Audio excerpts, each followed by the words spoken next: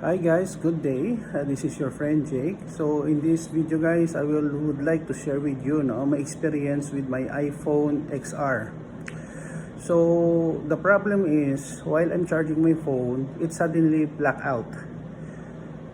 I tried to open it several times but no success.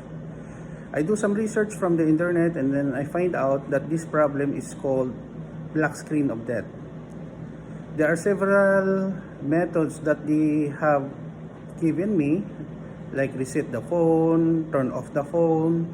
But in my case, I was not able to perform those things, because it is totally blacked out. I suspected I have a bad LCD on my phone.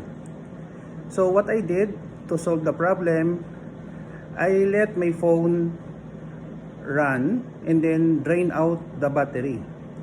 So to my surprise, when the battery is drained and then I try to charge it, guess what? It charges and display the battery that is charging. So when it is fully charged, I turn on the phone and then my phone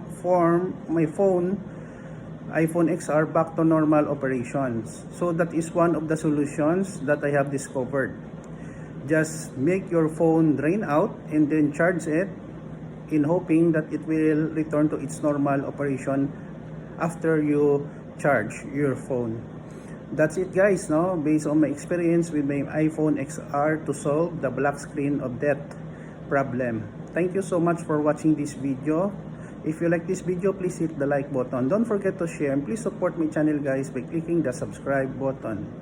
See you in the next video guys. This is your friend Jake saying bye bye for now.